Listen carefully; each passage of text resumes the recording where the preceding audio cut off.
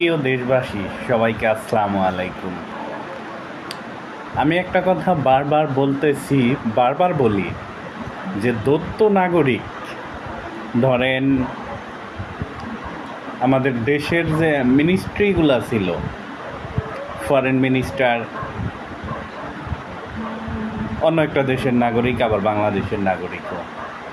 Doctor Dipu Moni British নাগরিক, বাংলাদেশের নাগরিক। বিশেষ করে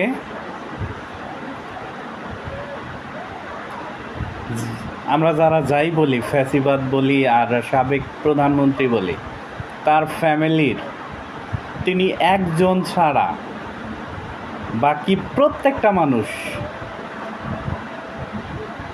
বহির্বিশ্বের নাগরিক। কেন? তারা যদি দেশকে এতটাই ভালোবাসে, তাহলে তারা বাংলাদেশের নাগরিক নয় কেন? এই কথাটার উত্তর আমি আপনাদের থেকে চাই। সংস্কার কমিশনের কাছে আমার আহ্বান, দৈত্য নাগরিক যাতে আমাদের দেশে নির্বাচন করতে না পারে, রাজনীতি করার সুযোগ না পায়। আমি এটা বলবো না যে গণতান্ত্রিক অধিকার থেকে বঞ্চিত করা হোক।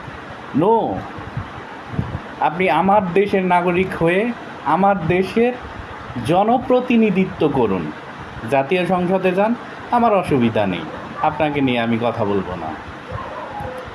আপনি যখন দৈত্য নাগরিক থাকবেন তখন আপনার দুর্নীতি করতে সুবিধা। যেমন আপনি ব্রিটিশ নাগরিক, আপনি আমার দেশ থেকে টাকা পাচার করলে সেটা সে দেশের কাছে হবে রেমিটেন্স। আমাদের বিভিন্ন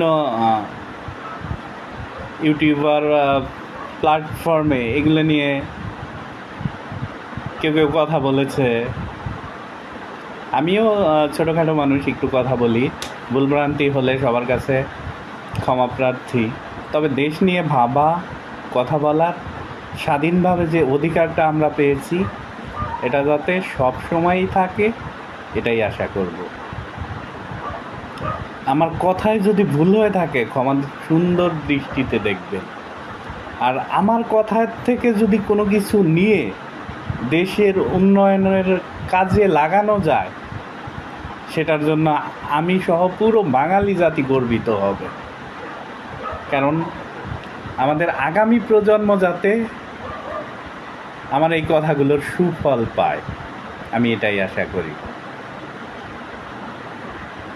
সবার কাছে আহ্বান থাকবে, আপনারা এটার একটা আওয়াজ তুলুন, দৈত্য নাগরিক যাতে আমাদের দেশের রাজনীতিতে অংশগ্রহণ না করতে পারে। ধন্যবাদ সবাইকে। আসসালামু আলাইকুম।